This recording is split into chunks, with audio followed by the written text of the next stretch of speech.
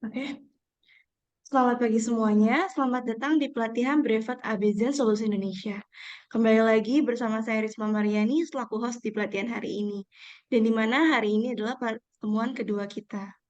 Sebelum pelatihan ini dimulai, alangkah baiknya kita berdoa menurut agama dan kepercayaan masing-masing. Berdoa dimulai.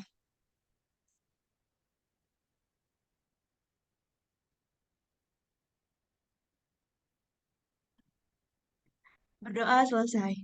Baik, sebelumnya saya akan membacakan beberapa tata tertib, antara lain, yang pertama, peserta pelatihan diwajibkan mengubah nama sesuai nomor peserta dengan format, contoh, nama peserta Risma Meriani dengan nomor peserta 10, maka nama yang dicantumkan dalam Zoom adalah 10_Risma Mariani.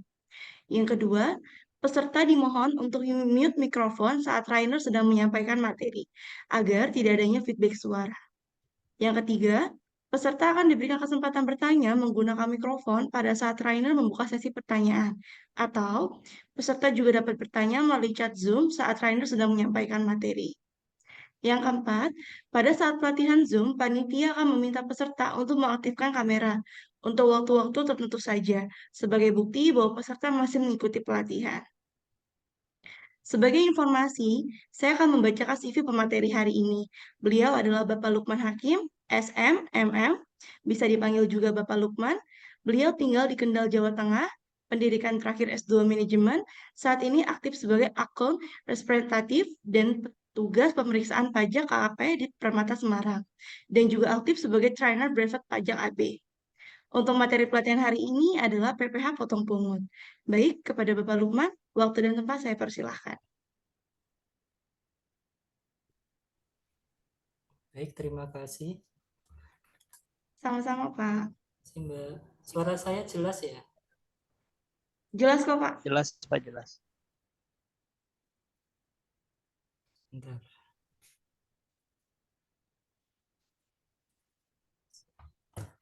Baik, selamat pagi Bapak Ibu, rekan-rekan sekalian.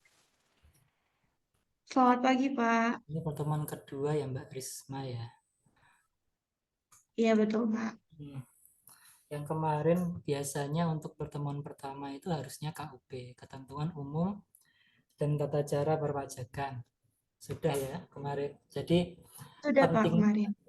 pentingnya KUP di awal itu Bapak Ibu, KUP itu isinya adalah aturan main. Aturan main eh, dalam kita melaksanakan hak dan kewajiban perpajakan ya.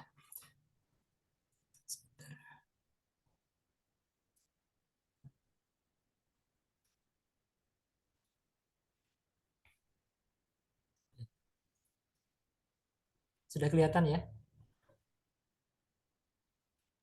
Terlihat, Pak. Lihat ya. Nah, KUP itu adalah aturan main perusahaan, aturan main dalam hal kita melaksanakan kewajiban perpajakan. Kenapa penting KUP itu dikuasai? Gini, di dalam pajak itu ada ketentuan formal dan ketentuan materialnya, Bapak Ibu ya. Formalnya itu adalah terkait dengan aturan main. Misalnya, formulir apa sih yang digunakan, kapan harus bayar, kapan harus lapor, seperti itu. Nah, kalau materialnya ini baru kita masuk ke hitung-hitungannya, Bapak Ibu. Jadi misalnya Bapak Ibu mau melakukan upaya hukum, nah pasti sama hakim pengadilan pajak itu dilihat formalnya dulu. Formulirnya benar apa enggak. Kemudian kalau misalnya pengajuannya itu melewati tanggal batas waktu apa enggak. Nah, kalau itu sudah kalah di formalnya, maka materialnya sudah tidak diperhitungkan lagi. Bapak Ibu kalah bakal di situ. Seperti itu. Nah, kemarin itu KUP bicara mengenai itu. Nah, sekarang saya ditugaskan hari ini untuk kita diskusi mengenai pajak penghasilan, pemotongan, dan pemungutan. Ini lumayan.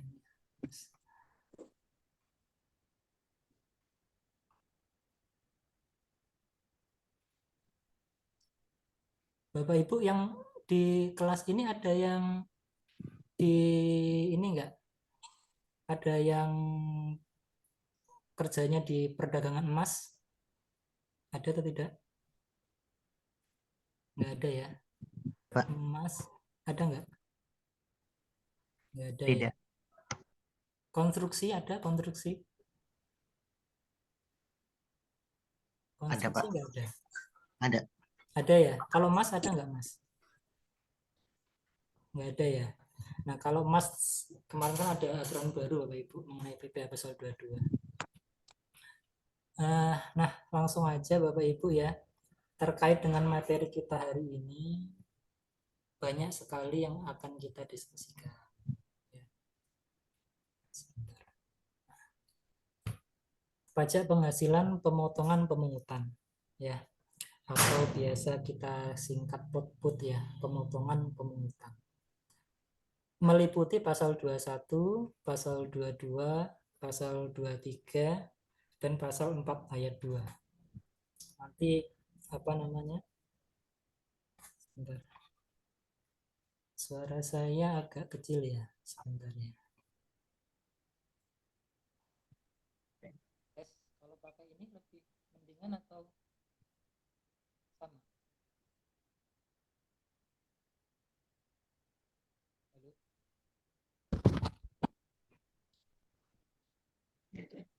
Pak, mohon maaf ada yang bertanya.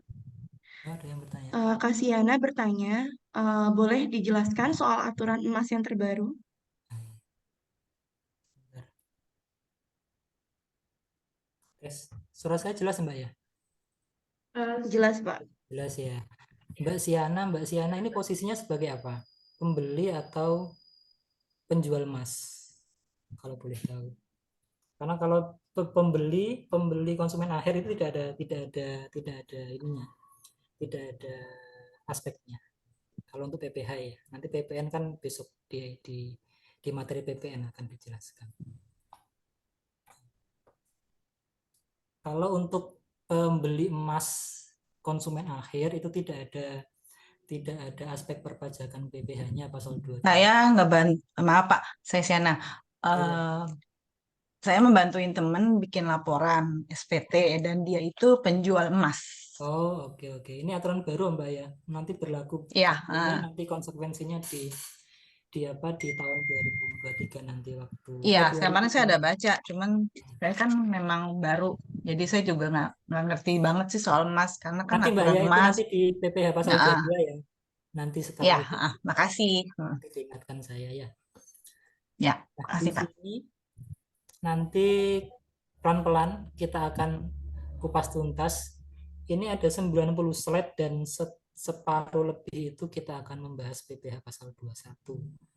PPh pasal 21 itu mengenai gaji atau yang lainnya yang kita bayarkan atau perusahaan bayarkan. Ini paling banyak itu membahas itu. Saya harapkan teman-teman sudah melakukan instalasi SPT PPh pasal 21 ya. Nanti kita praktek sebentar dan simpel saja. Untuk karena kita diberi waktu, kalau semuanya memang nggak cukup ya. Instalasi PPh pasal 21 di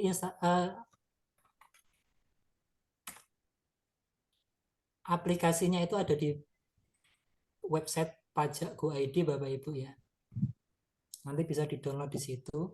Dan umumnya 90% kalau download install itu umumnya gagal. Kalau tidak sambil buka YouTube tutorial itu biasanya 90% gagal karena ada beberapa aplikasi tambahan yang harus kita instalasi. Dan itu tidak ada di webnya Dirjen Pajak ini. Itu ya. Sedikit pengetahuan, saya sekarang bertugas di Semarang Bapak Ibu ya. Barangkali ke Semarang, nanti wajib pajaknya saya tangani. Nah, bisa kita diskusi lebih lanjut Bapak Ibu ya. Pak, selamat pagi. Maaf Pak, saya ini dengan Ahnaf mau tanya sedikit. Untuk PPh pasal 15 dan PPh 29 itu termasuk output atau bukan Pak? Iya, masuk output Mas. PPh pasal iya. 15 itu Iya. khusus pelayaran penerbangan. Oh, Di silabusnya nggak ada soalnya. Kalau Berarti nanti 29 ngebahas tentang itu juga nggak Pak? Atau bagaimana? nanti saya bahas sekilas saja. Oh iya, oke. Di Baik. sini ada yang pelayaran nggak? Pelayaran penerbangan perusahaannya. Ada ya. Nah, pasal 15 itu membahas tentang itu. Kenapa apa nanti kita sekilas saja. Ya. Ini Bapak Ibu ya, dasar hukum. Dasar hukumnya itu adalah kita bicara output secara keseluruhan ya. Undang-Undang Pajak Penghasilan ini yang terakhir diubah memakai aturan Undang-Undang Nomor 7 Tahun 2021 ya. Ini perubahan ke-6 dari Undang-Undang Pajak Penghasilan tersebut. Kemudian karakteristik PPh di Indonesia. Ini ya, kemarin sudah dijelaskan di materi KUP.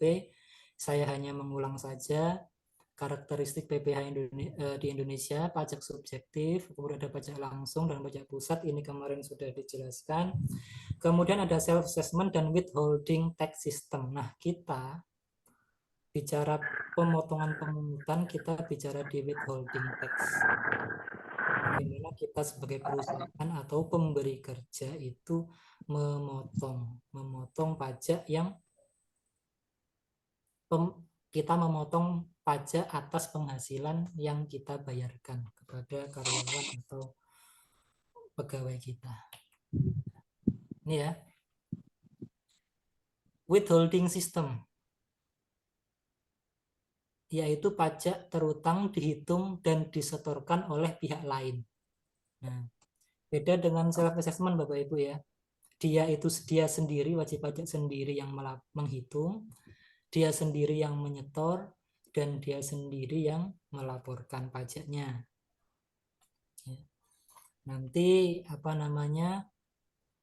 pajak yang terkait adalah PPh pasal 25, 29. Kemudian kalau withholding system itu hubungannya nanti ada PPh pasal 21, 22, 23, kemudian 15 dan pasal 4 ayat 2. Nanti akan kita bahas satu persatu. Yang pertama, pajak penghasilan PPh pasal 21 atau 26. PPh pasal 21. Nah ini ya. PPh pasal 21 memang aturan induknya itu adalah tadi Undang-Undang HPP. Bapak Ibu lihat aja pasal 21. Nah, cuma aturan itu ya, PPh yang diatur di Undang-Undang HPP itu kan diturunkan ya, di aturan pelaksanaannya. Nah, itu ada di Per Dirjen nomor 16 tahun 2016. Ini sangat powerful ya Bapak Ibu ya. Di sini ada tata cara penghitungannya, itu ada sekali di sini. Ini. Nah ini, Per 16, bisa di-download di Google ya. Ini mengatur tentang bagaimana teknis pemotongan, penyetoran, pelaporan PPh pasal 21, 26 ya. Ada di sini semua, contoh-contohnya di bawah ya.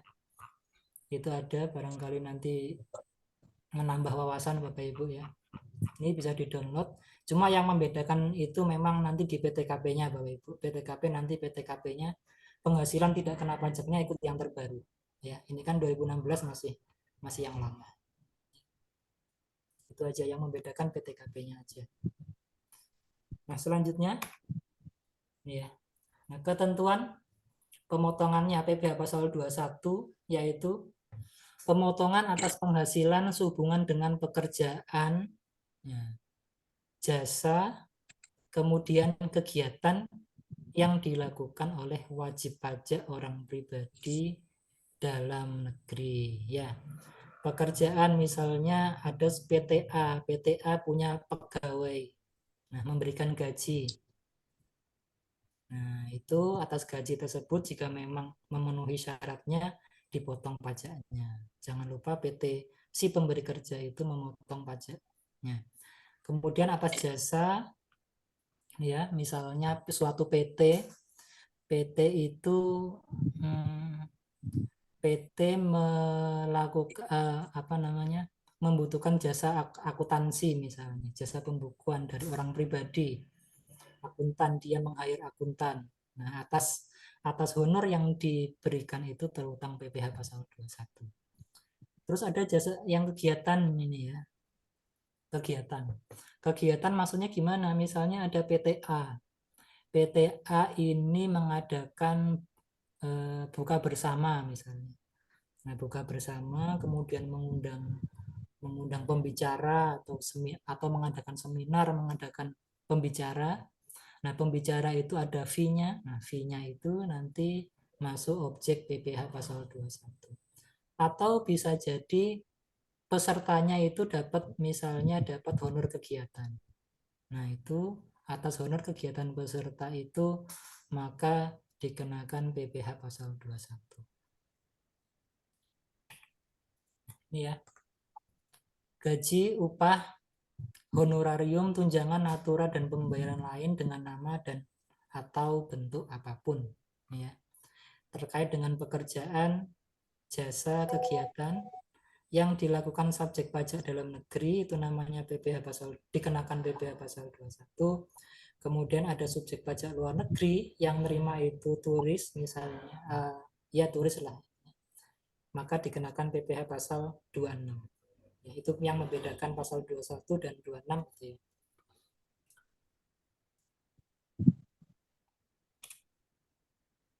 Nah, ini pemotong PPh pasal 21. Siapa sih yang wajib memotong PPh pasal 21? Yang pertama pemberi kerjanya. Pembayaran kepada pegawai atau bukan pegawai sehubungan dengan pekerjaan atau jasa. Selanjutnya bendahara atau pemegang kas, ini untuk instansi pemerintah, dinas. Ya. Pembayaran sehubungan dengan pekerjaan atau jabatan, jasa, dan kegiatan. Di kelas ini saya yakin tidak ada dari dinas ya. Kemudian ada dana pensiun, dia ketika memberikan uang pensiun, tunjangan hari tua, atau jaminan hari tua. Kemudian ada OP usaha atau badan ya. OP usaha, PB itu maksudnya pembukuan ya, yang melakukan pembukuan. Pembayaran sehubungan dengan jasa dan atau kegiatan yang dilakukan oleh orang pribadi dengan status subjek pajak dalam negeri. Contoh misalnya dokter ya, dokter misalnya praktek sendiri, praktek di rumah itu kan biasanya ada petugasnya di depan itu ya, petugas administrasinya. Kemudian ada petugas yang bantu-bantu dia berkaitan dengan jasa yang diberikan, itu ada potensi dikenakan PPh pasal 21 sepanjang penghasilannya memang di atas PTKP. Kemudian penyelenggara kegiatan yang tadi sudah saya jelaskan ya. Penyelenggara kegiatan misalnya PT mengadakan event, kemudian pesertanya diberikan uang atau diberikan hadiah. Nah, itu ada potensi pajak yang terutang di situ. Nah, kemudian tadi itu pemotong. Nah, sekarang siapa yang ngasih honor tapi bukan termasuk pemotong? Ya, pemberi kerja namun bukan pemotong PPh pasal 21. Yang pertama kantor perwakilan negara asing, kemudian organisasi internasional yang ditetapkan oleh Menteri Keuangan, kemudian pemberi kerja orang pribadi yang tidak melakukan kegiatan usaha atau pekerjaan bebas yang semata-mata mempekerjakan orang pribadi untuk melakukan pekerjaan rumah tangga.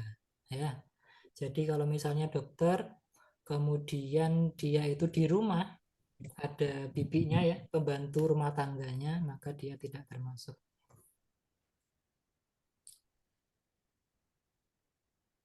Kalau misalnya dokter di rumah ada pembantunya, tapi di tempat klinik dia praktek, dia juga mempunyai pegawai yang membantu dia di kliniknya. Nah, maka untuk yang di rumah itu tidak dikenakan tidak dipotong ya. Nah, tapi untuk yang di klinik, yang dia bantu-bantu sepanjang penghasilan dari pegawai tersebut di atas penghasilan tidak kena pajak, maka si dokter itu wajib untuk memotong PPh pasal 21. Ini ya, banyak sekali wajib pajak PPh pasal 21 atau penerima penghasilan yang dikenakan PPh pasal 21 ya. Pegawai, yang pertama pegawai ya, sepanjang di atas PTKP. Kemudian penerima uang pesangon, uang manfaat pensiun, THT, JHT termasuk ahli warisnya. Kemudian ada bukan pegawai. Apa bedanya pegawai dan bukan pegawai? Nanti ada ya listnya. Yang termasuk bukan pegawai itu apa saja? Nanti ada listnya di bawah. Kemudian ada anggota Dewan Komisaris Pengawas yang tidak merangkap sebagai pegawai. Nah, kenapa? Kadangkala ada komisaris yang memang jabatannya dia komisaris aja dia. Gajinya setahun sekali misalnya. Tapi ada komisaris yang merangkap pegawai tetap. Nah, nanti perhitungan perpajakannya beda. Kalau komisaris saja nanti langsung dikenakan tarifnya.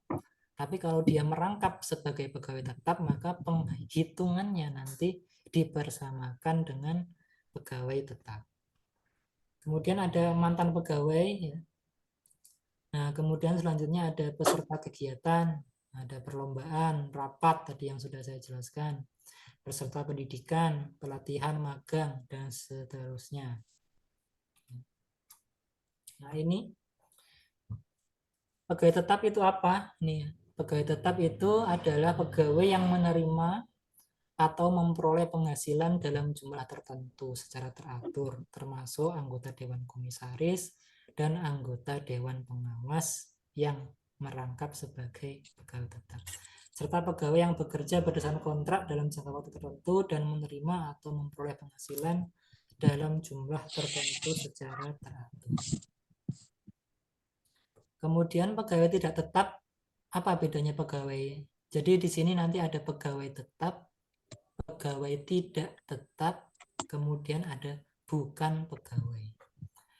Pegawai tidak tetap itu adalah pegawai yang hanya menerima penghasilan apabila pegawai yang bersangkutan bekerja berdasarkan jumlah hari kerja, jumlah unit pekerjaan yang dihasilkan, atau penyelesaian suatu jenis pekerjaan yang diminta oleh pemberi kerja. Maksudnya gimana? Misalnya AC di kantor Bapak Ibu rusak. Nah, itu kan terus kemudian dia manggil tukang AC itu. Nah, kalau tukang AC-nya itu orang pribadi, maka dia akan kerja ya kalau AC-nya sudah selesai, udah dia dapat kerja, dapat upah. Kalau nggak ada AC rusak atau tidak diorder kan tidak ada pekerjaan dia. Nah, itu yang dimaksud dengan pegawai tetap. Dia itu bekerja kalau dia diminta oleh si pemberi kerja. Kemudian selanjutnya ada bukan pegawai. Nah, bukan pegawai ini adalah orang pribadi selain pegawai tetap, selain pegawai tidak tetap atau tenaga kerja lepas yang memperoleh penghasilan dengan nama dan bentuk apapun dari pemotong PPh pasal 21 sehubungan dengan imbalan atas pekerjaan, jasa, kegiatan tertentu yang dilakukan berdasarkan perintah atau permintaan dari pemberi kerja, pemberi penghasilan. Bukan pegawai itu listnya ini Bapak Ibu. Ya. Listnya ini tenaga ahli, ya. Kemudian ada pemain musik, ada olahragawan, penasehat, pengajar, pelatih, penceramah, penyuluh gitu ya. Jadi kemarin misalnya Bapak Ibu buka bersama, kantornya mengadakan acara buka bersama, kemudian mengundang penceramah. Nah, harusnya ya memang dipotong PPh pasal 21 di situ ya. Kemudian ada agen iklan, pengawas atau pengelola proyek gitu ya. Pengawas, pengelola proyek itu kan mandor biasanya, pengawas ya. Misalnya ada jasa konstruksi, kemudian dia itu ada mandornya. Nah, mandor ini ketika diberikan diberikan imbalan itu dipotong PPh pasal 21. Kemudian tidak termasuk objek pajak PPh pasal 21. Ini yang selain PPh, bukan objek ya. Pasal 21 tidak perlu dilakukan pemotongan PPh pasal 21. Yang pertama adalah pejabat perwakilan diplomatik, konsulat atau pejabat lain dari negara asing. Dan orang-orang yang diperbantukan kepada mereka yang bekerja pada dan bertempat tinggal bersama mereka dengan syarat bukan warga negara Indonesia dan tidak menerima penghasilan lain selain dari gajinya sebagai konsulat tersebut, termasuk pejabat perwakilan organisasi internasional. Itu ya. Jadi misalnya ada orang asing, bule, dia itu konsulat jenderal misalnya Amerika di Jakarta. Kemudian dia itu kan memperoleh gaji tuh dari konsulatnya. Nah, atas gaji yang diterima itu bukan merupakan objek PPh pasal 21. Ya. Tapi misalnya bule tersebut kemudian diundang oleh kampus untuk menjadi pembicara bahasa Inggris misalnya. Ya, contoh lah gitu ya. Nah, karena diundang dia kemudian mendapatkan fee dari kampus tersebut, maka dia tetap wajib dipotong PPh pasal 21 atau PPh pasal 26 nantinya, 20% ya. Itu. Nah, pengecualian juga misalnya seperti ini. Ada konsulat jenderal Amerika misalnya di Jakarta. Nah, selain dia misalnya memperkerjakan bule di kantornya, ternyata ada juga orang Indonesia yang kerja di situ. Nah, kalau ada seperti itu, maka hanya yang orang pribadi, yang orang Indonesia yang bekerja di konsulat itu yang dipotong PPh.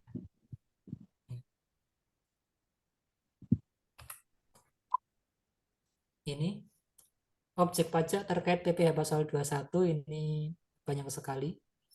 Nah, penghasilan ya, baik itu teratur maupun tidak teratur, baik itu uang lembur, uang makan, dan seterusnya. Itu nanti ada aspek perpajakannya, ada perhitungannya ya. Kemudian ada penghasilan penerima pensiun, ya, ada uang pesangon, imbalan kepada bukan pegawai, peserta kegiatan, dan seterusnya. Kemudian nanti ada penghasilan yang bersifat final dan tidak final. Nanti saya jelaskan di belakang. Ada pertanyaan Bapak Ibu? Silakan. Kita pelan-pelan aja. Pak. Ya. Maaf Pak, mau tanya. Mas, Ini siapa ini Mas? Ahna Pak. Masih sebentar Mas, saya nggak kelihatan nih. Mas siapa? Ahna. Mas siapa tadi? Nggak jelas. AHNAF. Mas Ahnaf, Pak. Oh, Mas Agnes. Oh, Mas Ahnaf. Ya, Mas Ya. Ahnaf kerjanya di mana Mas? Perusahaannya bidang apa? Jasa. Maksudnya Jasa jasa. ya. Jasa Ya. apa? Jasa konstruksi atau Sekarang jasa sih yang lain? sekarang sih konstruksi ya. Oh, Baru konstruksi. sih, masih baru. Sudah lama pegang atau baru berapa tahun? Baru megang di sini di konstruksi sini. Sudah berapa lama ini di konstruksi? Baru Pak, masih baru. Masih hitungan minggu ada kali. Oh, iya, iya. Iya Mas. Gimana Mas? Ada pertanyaannya gimana? Ini saya mau mulai sedikit sih Pak, yang kemarin tuh untuk yang kalau misalkan kita telat store dan lapor PPh badan tuh itu dikenakannya 1 juta ya per tahun atau per bulan Pak? Oh, iya, iya, iya. Kemarin sudah dijelaskan belum di KUP? Ini masalah KUP sebenarnya. Iya, kemarin tuh saya lihat di materinya itu per bulan soalnya. Saya Oh, bingung. iya, iya, iya. Ini Mas Agnes. Ini nggak apa-apa, Bapak Ibu ya, kita bicara yang kemarin-kemarin. Ya, Sedikit aja Pak. sekilas saja ngobrol-ngobrol ya. Mas Agnes gini ya. Mas Agnes, Mas Ahnaf ya. Mas Ahnaf ini bekerja di PT Jasa Konstruksi. Maka Mas Ahnaf ini harus tahu aturan mainnya. Konstruksi ya. Konstruksi sudah PKP atau belum, Mas? Pasti sudah ya. Sudah. Sudah ya harusnya ya. Nah, aspek perpajakan dari konstruksi itu ada yang namanya per bulan, ada yang namanya per tahun. Per bulan itu kita sebutnya masa, per masa ya. Jadi orang pajak kalau bilang masa apa Mas? Nah, itu artinya bulan apa Mas gitu loh. Oh iya iya. Masa ya. Nah, aspek perpajakan dari konstruksi per masa atau setiap bulan itu apa? Yang pertama adalah PPh pasal 21. Yang kedua adalah PPh pasal, ya mungkin 22 juga mungkin ya, kalau ada pengadaan. Pasal 23 mungkin. Nah, yang paling sering pasal 4 ayat 2. Ya. Yang selanjutnya adalah PPN. Ini adalah kewajiban perpajakan setiap bulan yang harus Mas Ahnaf kuasai. yang harus dikuasai wajib setiap bulan. Nah, kewajiban perpajakan itu meliputi menghitung, kemudian membayar pajaknya jika ada, kemudian melapor. Ya. Urutannya itu ya, menghitung, membayar, melapor. Jangan dibalik-balik ya. Menghitung, membayar, melapor. Nah, tadi itu Mas Ahnaf masih bingung, Pak, yang benar itu 1 juta atau 100.000 atau 500.000? Untuk ini ya Pak, PP badannya sama PPOP-nya ya itu.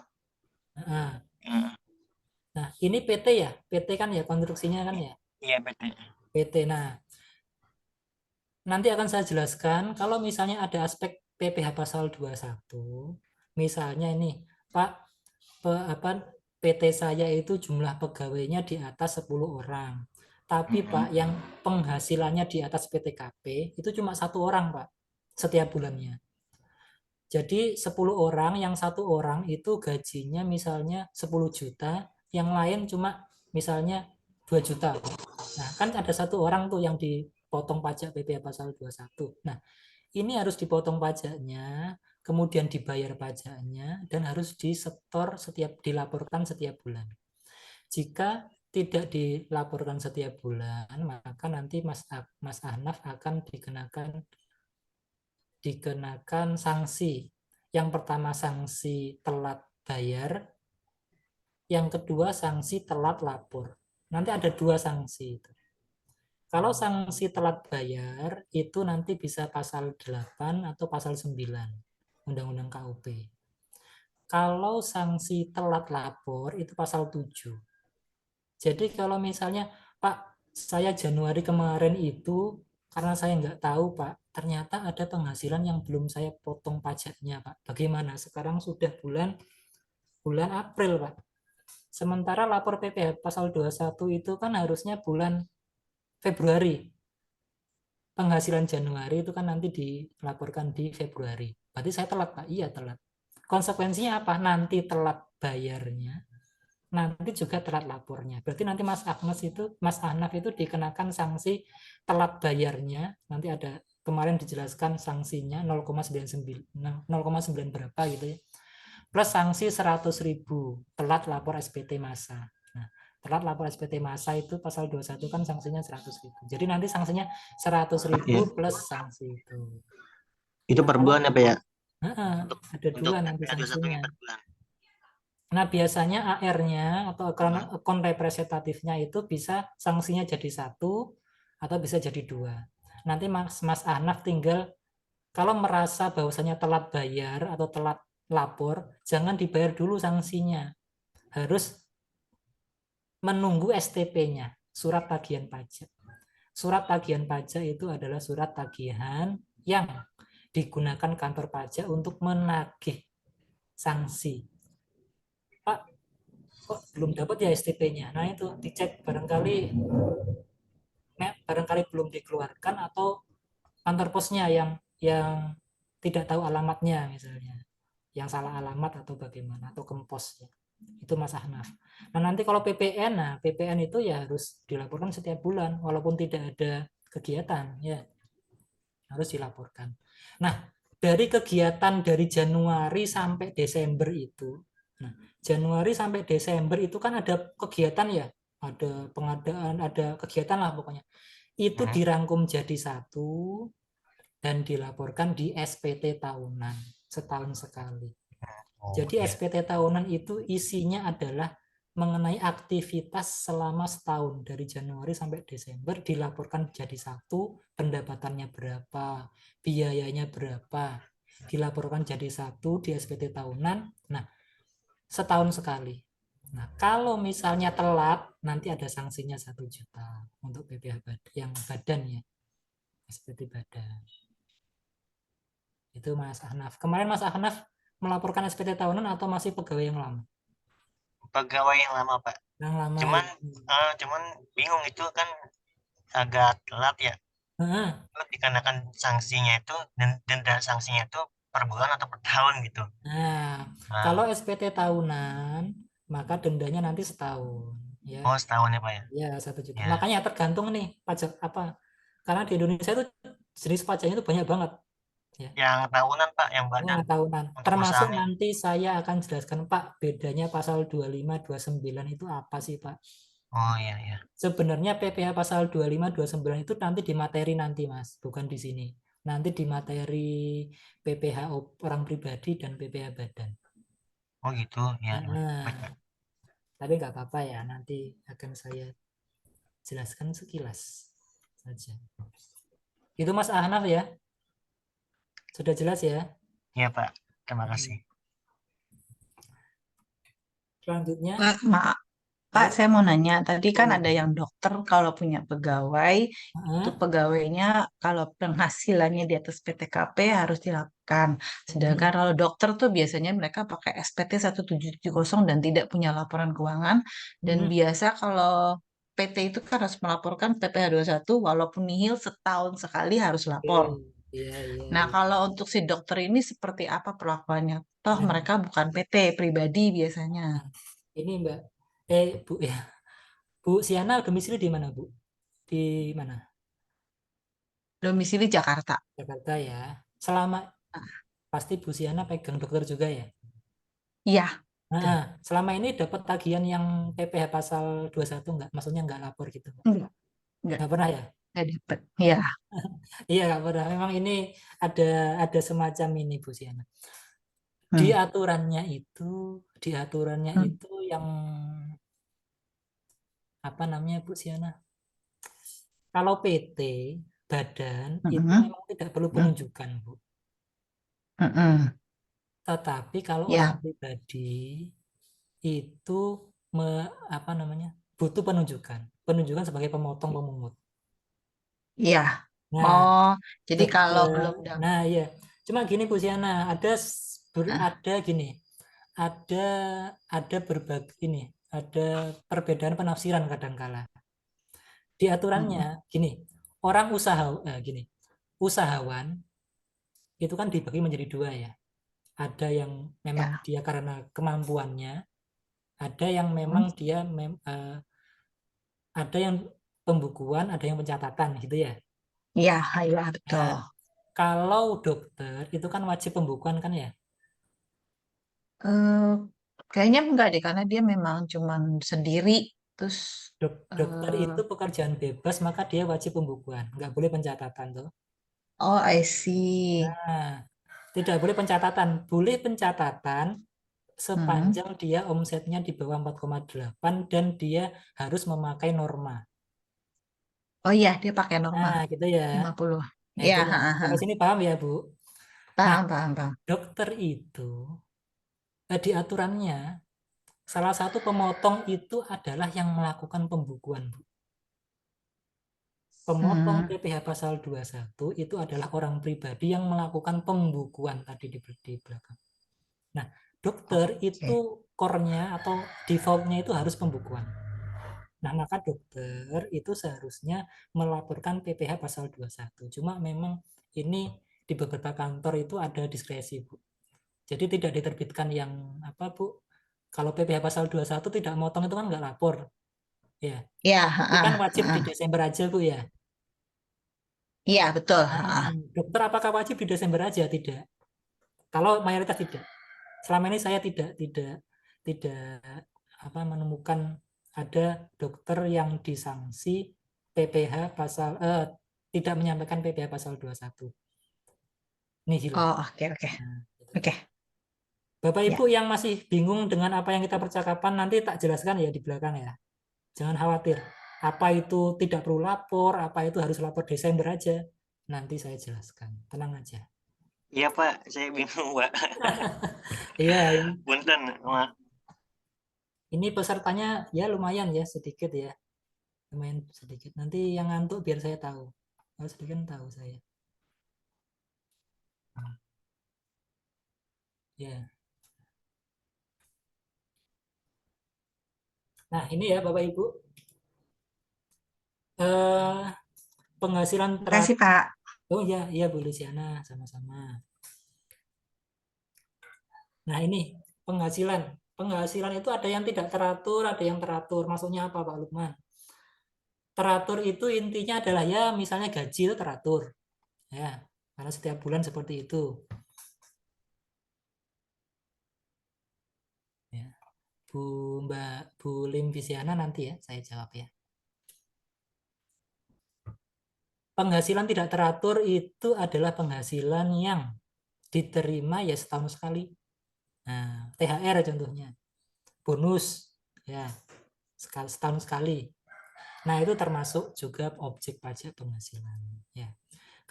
Kemudian ada imbalan kepada bukan pegawai yang tadi itu ya yang saya jelaskan ya, bukan pegawai. Misalnya kayak di kantor saya itu. Ibu punya PT. PT itu dia Bapak Ibu misalnya ada yang tadi itu mengundang konsultan untuk memberikan pelatihan ceramah ke pegawainya. Bagaimana motivasi diri ya itu ya misalnya mengundang motivator. Nah, itu ketika mengundang orang tersebut itu harus dipotong PPh pasal 21.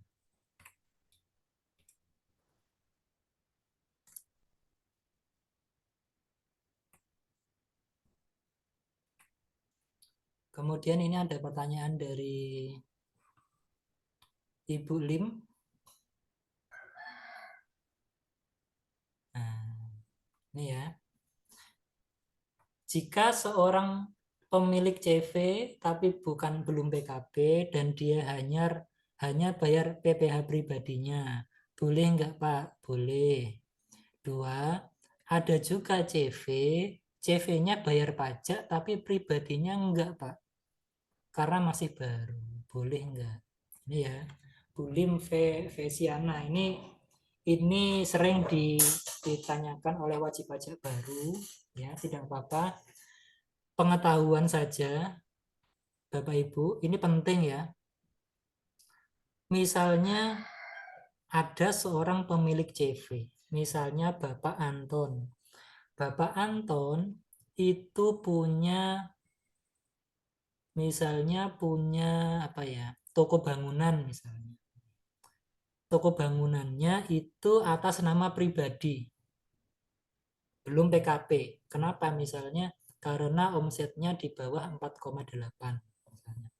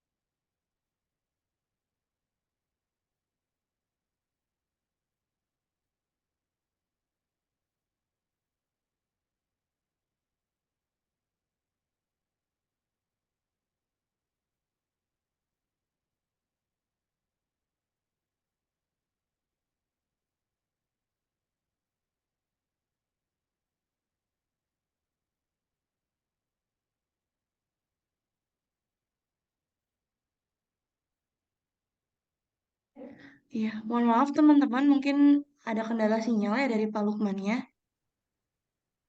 Harap ditunggu sebentar ya teman-teman. Baik, Kak.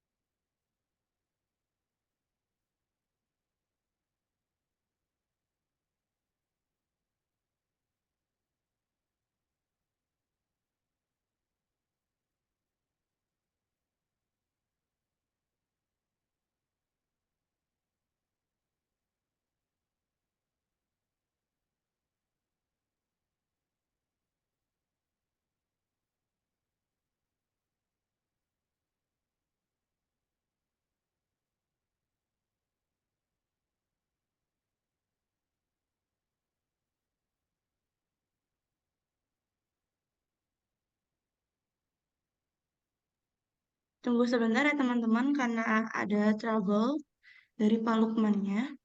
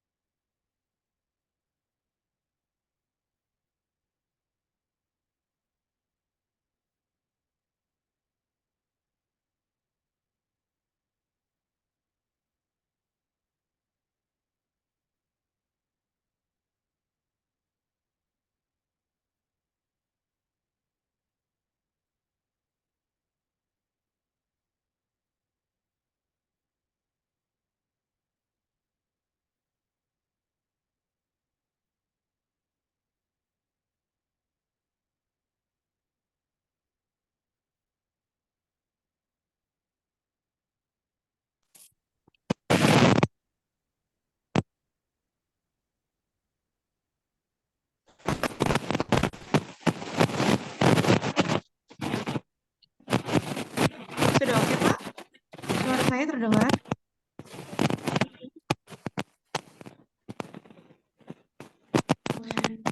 Suara Bapak belum ada, Pak? Tes. Oke, sudah ada, Pak. Tes. Ya, tes suara saya terdengar Bapak Ibu ya? Terdengar, Pak. Iya, mohon maaf sekali Bapak Ibu ya.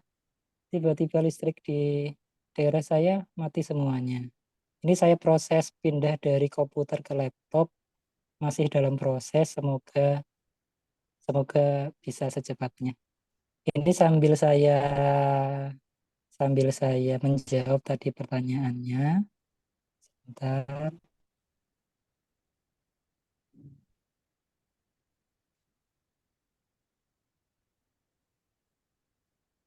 Iya, ada yang bertanya. Tadi yang pertanyaannya apa Mbak tadi? Saya lupa. Hilang di chat saya, hilang nih riwayat tadi pertanyaannya. Oh, boleh saya bantu bacakan ya, Pak? Iya. Dari Kalim Vesiana bertanya, jika seorang memiliki CV tapi belum PKP, dia hanya membayar PPh 21 pribadinya, boleh nggak, Pak? Lalu ada juga yang CV-nya bayar pajak tapi pribadinya enggak karena masih baru, boleh nggak, Pak?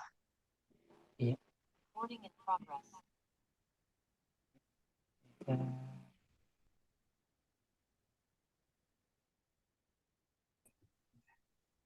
Ya, keluar lagi. Ada. Hmm.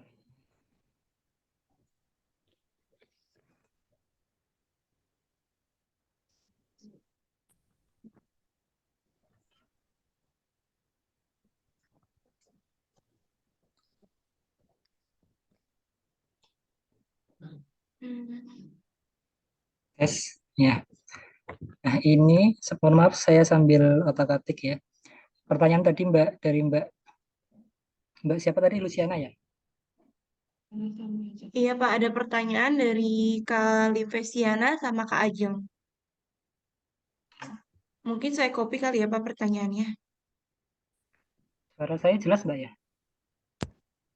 Jelas kok, Pak, ada. Oh, ya. Nah, jadi seperti ini Bapak Ibu ya.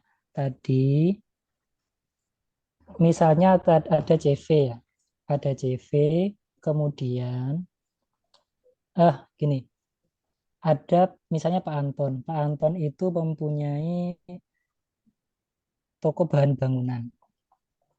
Dia belum PKP karena omsetnya masih di bawah 4,8 miliar per tahun.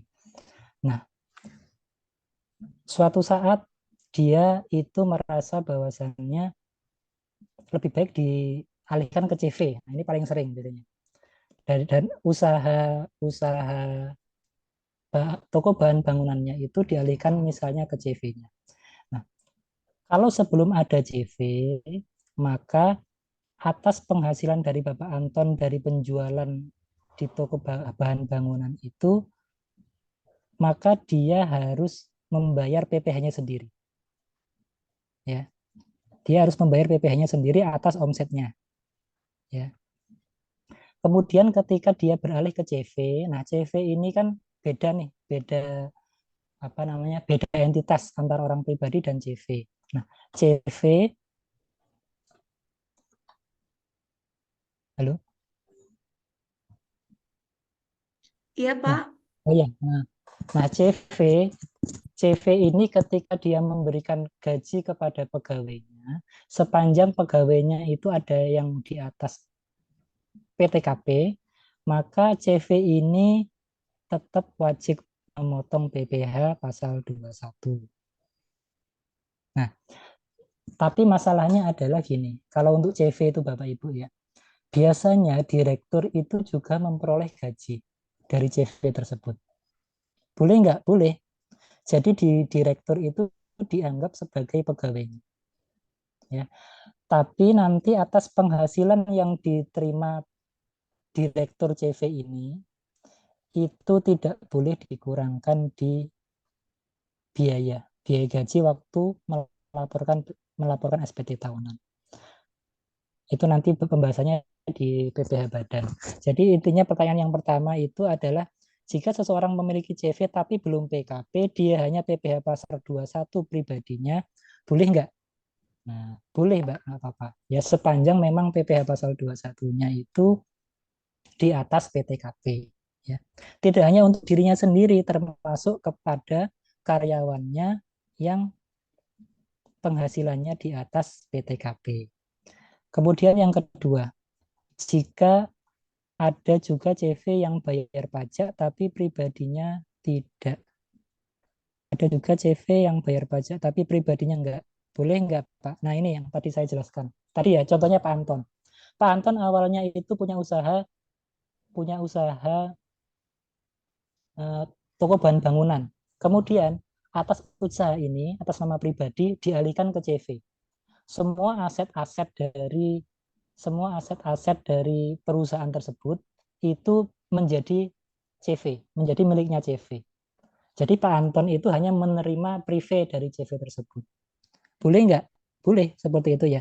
Yang bayar pajak itu hanya CV-nya saja. Kenapa? Karena semua barang-barang tersebut, barang-barang di toko itu sudah miliknya CV. Maka omsetnya juga harus omsetnya CV. Nanti yang dipajaki itu CV-nya. Nah, Pak Anton itu kan tidak bekerja ya, maksudnya dalam artian ya dia mendapatkan penghasilan dari CV tersebut. Nah, jika CV tersebut memperoleh keuntungan, itu kan Pak Anton itu ngambil tuh. Nah, khusus untuk CV, ketika si pemilik saham itu menarik menarik keuntungan dari CV tersebut, itu tidak dikenakan pajak, ya, dianggap prive non objek. Ya. Jadi CV-nya bayar pajak, pribadinya bayar nggak? Tidak perlu, sepanjang penghasilannya memang hanya dari CV tersebut. Tapi misalnya Pak Anton tadi punya CV, tapi dia bekerja juga di tempat lain, maka dia tetap wajib bayar pajak yang atas kerja di tempat lain tersebut, gitu ya. Misalnya, oh ini usaha bangunan saya serahkan ke CV semua, tapi saya juga kerja misalnya jadi konsultan pembangunan atau yang lain. Nah, itu maka Pak Antonnya juga harus bayar pajak pribadinya juga, karena dia punya penghasilan yang lain. Contoh lain misalnya seperti ini. Pak Anton itu jualan barang di toko bangunan. Dibagi misalnya. Untuk yang semen, itu masuk usaha CV-nya.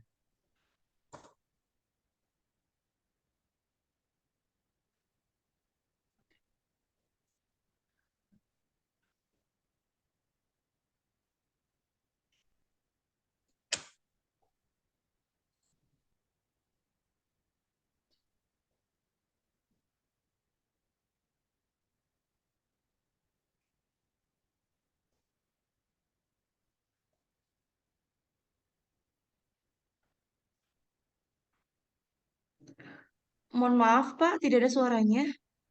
Ya. Nah, ini Mbak Ajeng, teman-teman ini virtual background saya nggak bisa ya, soalnya laptopnya jadul, mohon maaf ya. Oh, Iya, iya tidak kalau apa-apa, Pak. background itu kan harus itu ya, Core i3 ke atas. Ini ya Bapak Ibu ya, tadi saya ulangi lagi, yang pertanyaan kedua tadi ya. Beda cerita misalnya seperti ini, Pak Anton itu punya toko bangunan, kemudian dia punya perencanaan perpajakan misalnya. Pak, saya punya toko bangunan, jualan yang semen itu khusus CV, saya alihkan ke CV, semen saja. Tapi selain CV itu tetap atas nama orang pribadi. Boleh nggak? Boleh nggak apa-apa. Nanti CV-nya bayar pajak sendiri. Nah, OP-nya orang pribadinya itu bayar pajak sendiri atas omset selain semennya. Itu ya. Jadi tergantung kondisi, Bapak Ibu ya. Nah, terus selanjutnya Pak mau bertanya, di PT yang saya pegang, direktur dan manajer HR adalah suami istri. Untuk PPh 21-nya karena tidak ada perjanjian pisah.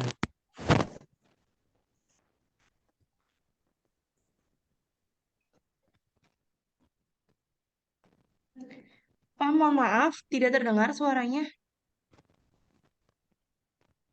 Maaf, suaranya belum ada, Kak. Iya. Ya. Halo?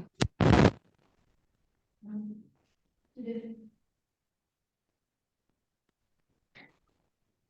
Lukman,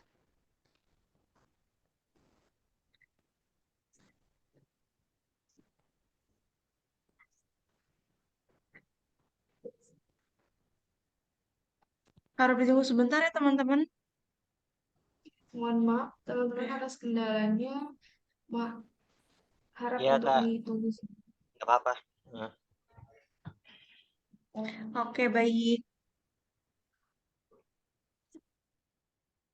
Firmainin dulu dong.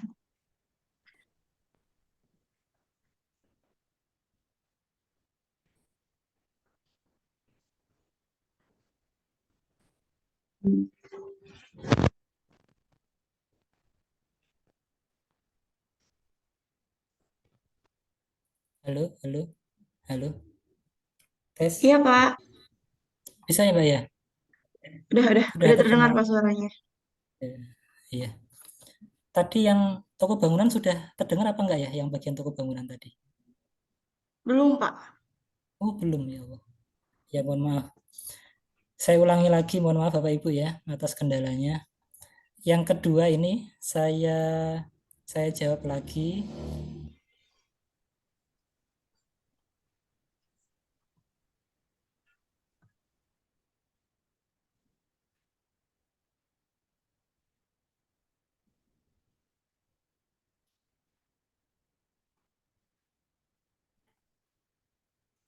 Pertanyaannya ini ya. Mohon maaf nih. Nah, ini yang kedua, ada juga CV yang bayar pajak tapi pribadinya nggak bayar. Boleh apa tidak? Ini tergantung dari situasinya ya Bapak Ibu ya. Suara saya terdengar ya?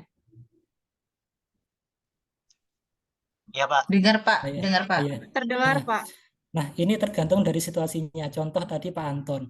Pak Anton misalnya punya toko bahan bangunan, kemudian dia membuat perencanaan pajak.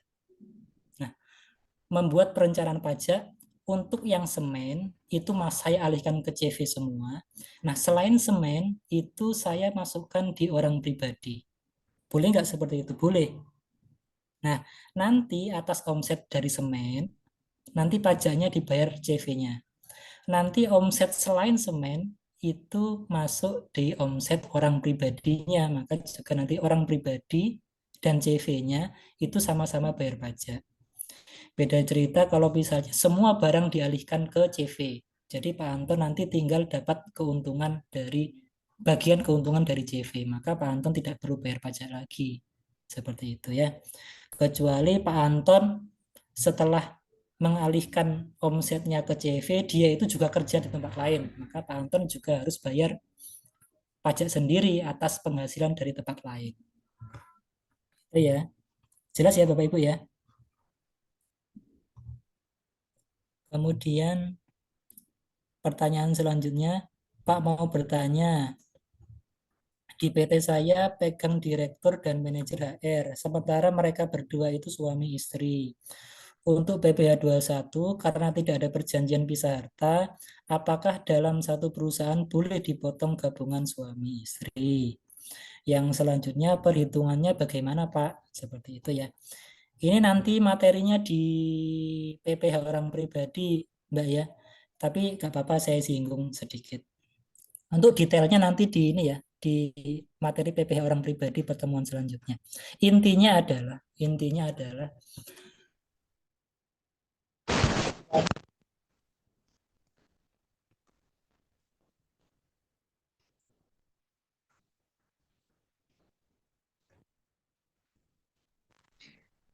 Mohon maaf, Pak. Suaranya hilang lagi.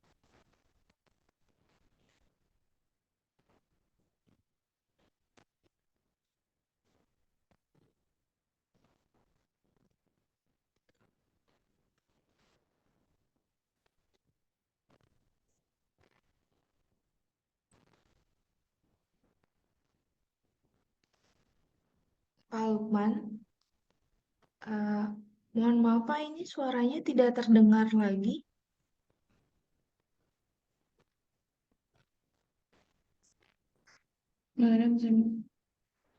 Oke,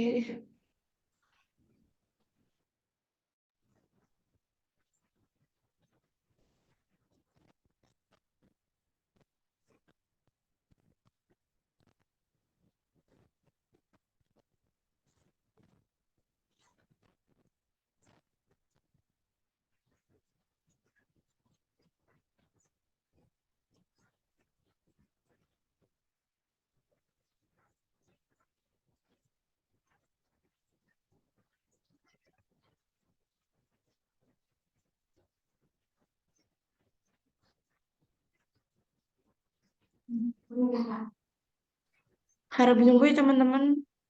Sepertinya Pak Lukman terkendala sinyal karena di sana sedang mati lampu.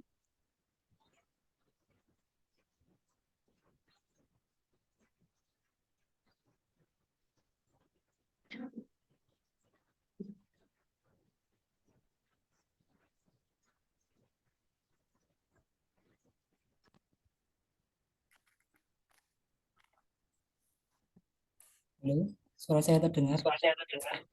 Ada Pak, sudah ada suaranya. Suara saya terdengar Bapak Ibu ya? Ada Pak suaranya Pak, sudah terdengar. Ya. Nah, mohon maaf saya lanjutkan lagi. Saya lanjutkan lagi. Tadi untuk yang pertanyaan suami istri itu ya, nanti materi ini akan ada di materi orang pribadi ya, PPh orang pribadi setelah pemotongan pemungutan ini, cara-caranya nanti ada di materi selanjutnya. Cuma intinya adalah dalam hal tidak ada perjanjian pisah harta, maka NPWP-nya usahakan kalau dalam apa itu Bapak Ibu? Dalam NPWP ketika dalam satu keluarga itu Kakak, Pak. dalam satu kakak itu ya, usahakan dalam satu kakak itu satu NPWP. Jadi istri ikut suami. Itu perhitungan Akan lebih. Halo, terdengar suara saya? Iya, Pak, terdengar. Oh ya, terdengar ya. Agak ini, Pak, mendelep gitu. Iya, iya, iya. Ini listriknya belum nyala. Nggak apa-apa. Iya. Intinya adalah dalam satu kakak, Bapak Ibu usahakan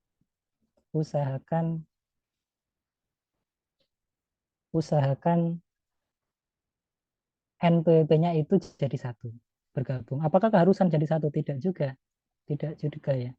Cuma intinya adalah kalau NPWP itu jadi satu, pembayaran pajaknya itu lebih rendah.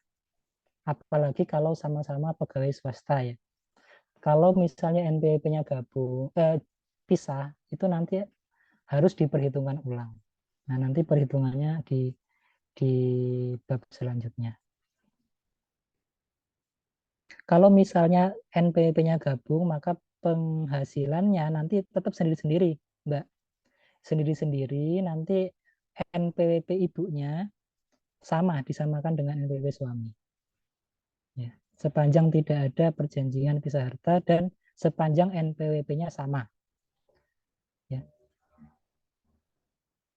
Kemudian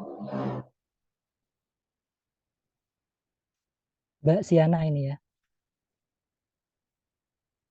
Pak, tadi Bapak jelaskan pemilik bisa ambil laba yang diperoleh dan tidak dikenakan pajak. Artinya ini hanya akan merubah laporan secara neraca. Apakah seperti ini jadi hanya laporan perubahan laba? Benar sekali, Mbak Siana ya. Suara saya terdengar ya masih ya? Dengar Pak, nggak dengar? Ya. Nah, Mbak Siana gini, memang benar ya. Kita harus tahu konsekuensi ketika kita membuat CV atau PT. Ya. Kita Ya. harus tahu konsekuensinya ketika kita membuat CV atau PT. PT itu kan terdiri dari saham-saham ya. PT itu dimiliki beberapa orang gitu ya. Kemudian mereka punya saham. Nah, kalau PT itu mendapatkan penghasilan itu dibagikan ke pemegang sahamnya namanya dividen. Gitu Ya, ya. betul Pak. Nah, Nah, dividen itu dulu dikenakan pajak, tapi sekarang sudah tidak sepanjang diinvestasikan lagi. Kemudian yang kedua CV. Nah, CV itu ketika dapat keuntungan laba itu kan diberikan ke pemilik modalnya juga. Nah, perbedaan dari CV dengan PT itu adalah kalau PT namanya dividen, nah kalau CV memberikan sebagian keuntungannya kepada pemilik itu namanya prive. Nah, prive itu bukan objek pajak, tapi tetap wajib dilaporkan oleh orang pribadinya. Di SPT tahunannya nanti masuk kolom penghasilan non objek pajak. Tinggal dimasukkan di Oh, situ. jadi sama-sama CV-nya lapor, pribadinya juga lapor dua-duanya. Ah, Jadi, ya, oke, sinkron. oke, Nanti oke, jadi sinkron, oke. Mbak Siana ya Ya, sinkron. ya, ya, ngerti. AR-nya nanti, petugas pajaknya nanti itu cross check. Loh, ini kok ada orang pribadi punya CV, tak lihat penghasilannya nggak ada, kosongan. Nah, ternyata dia dipanggil, dijelaskan, Pak, ini sebenarnya saya punya CV, Pak. Nah, saya selama ini hidup ya dari keuntungan CV tersebut. Tapi kok Bapak tidak laporkan penghasilan dari CV-nya? Nah, ini yang biasanya banyak pemilik CV yang lupa di situ. Keuntungan dari CV-nya itu silakan dilaporkan di SPT tahunan pemiliknya di kolom non objek pajak. Ya. Oke. Terus kemudian Ya. nanti berubah dong di neracanya. Iya dong, di laba ruginya terutama, di perubahan modal, maaf. Gitu ya. Ya, laporan Kalau perubahan laba ditahannya. iya, laba ditahannya. Jadi misalnya Oke. CV itu labanya 50 juta, yang 30 juta dikasihkan ke pemilik modal, yang 20 juta diputarkan lagi. Nah, nanti berubahnya di situ. Oke, baik. Itu ya, Mbak Siana ya, masuk. Ya. Oke. Nanti yang dividen ini dijelasinnya di mana, Pak ya? Kan dividen sekarang nggak Dividen, kena PPh. oh nanti di saya nanti 4 ayat 2 Oke. setelah Ya. istirahat. Oke. Nah, makasih, Pak. Semoga Pak, ini ya Bapak Ibu ya. Oke, Masih, Pak. silakan.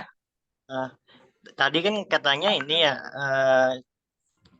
si pemilik CV atau CV itu tetap ini ya tetap dilaporkan walaupun si perusahaan tersebut masih belum ini Pak PKP tetap dilaporkan.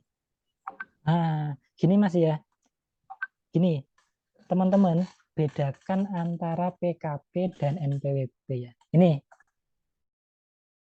ada pertanyaan di sini ya. Bedakan antara Pak, konsekuensi PKP itu apa? Jadi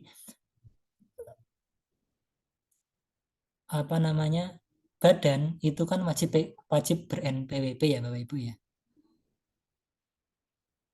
Nah, ketika dia wajib NPWP, maka dia itu harus lapor. Harus bayar kemudian lapor. Bayar jika ada pajaknya, kemudian harus lapor SPT-nya. Nah, kalau omsetnya itu di atas 4,8, maka dia wajib PKP. Nah, PKP itu sebenarnya wilayahnya PPN, Bapak Ibu. Tidak ada hubungannya bayar pajak atau enggak kalau PPN. Kalau sudah PKP, gitu ya. Nah, maksud saya adalah jika misalnya wajib pajak itu sudah PKP, apakah harus bayar pajak? Nah, tergantung dia itu punya omset atau tidak. Gitu. Ya. Jadi bedakan antara menghitung PPh dan menghitung PPN. Contoh ya. Ya, kelihatan ya, Bapak Ibu ya? Halo? Terlihat, Pak. Screen saya kelihatan ya? Ada Kenapa, Pak? Pak? Share screen Screen ada saya Pak? kelihatan. Ada. Ada ya? Ya. Nah, Ada, Pak. ini ya, saya contoh, mohon maaf, file saya di komputer. Ini ya, misalnya DPP. Nah,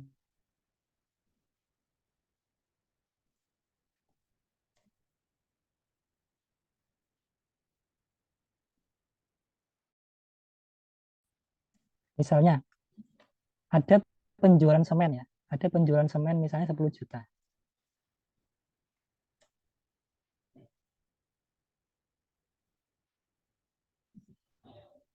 Mohon maaf, Pak. Tidak terdengar suaranya. Tes. Terdengar? Bisa lebih keras, Pak? Cek.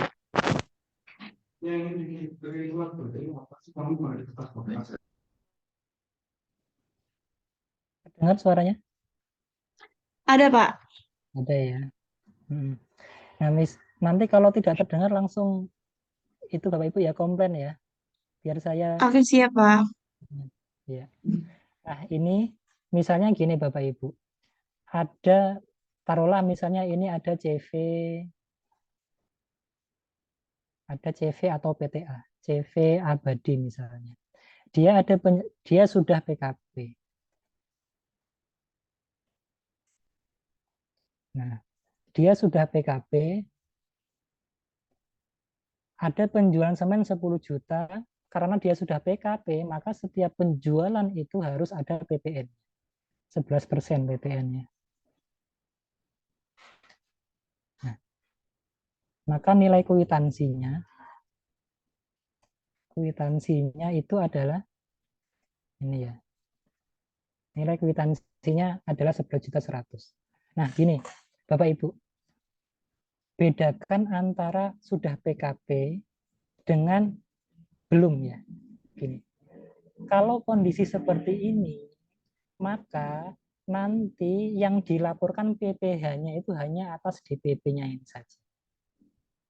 Jadi nanti di laporan laba rugi, Bapak Ibu men-state pendapatan itu sama dengan 10 juta. Bukan plus PPN. Ingat ya, nilai PPN-nya dikeluarkan. Kenapa? PPN ini sebenarnya adalah pajak dari PPN itu pajak konsumsi. Pajak yang ditanggung oleh konsumen, bukan pajak kita.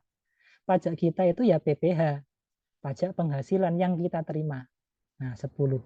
Jadi nanti yang dipajaki itu yang 10 juta itu. Yang dipajaki PPh maksudnya, PPh penghasilan. Ya. Nah, maksud saya adalah jika memang belum PKP, maka ya PPN-nya nggak ada, 0. Maka di kwitansi 10 juta. Yang dipajaki juga tetap 10 juta. Gitu ya.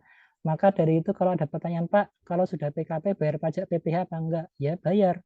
Ya dari omsetnya itu. Gitu ya. Pak, kalau sudah PKP bagaimana Pak bayar PPh-nya? PPN-nya nilainya dikeluarkan dulu, baru itu nanti dipajaki atau dibayar pajak PPh-nya atas omset di luar PPN. Itu ya Bapak Ibu ya. Sampai sini paham ya?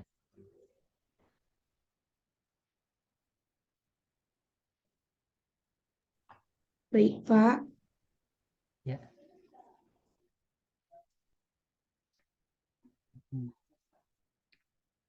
Ini kita lanjutkan dulu materi yang tadi.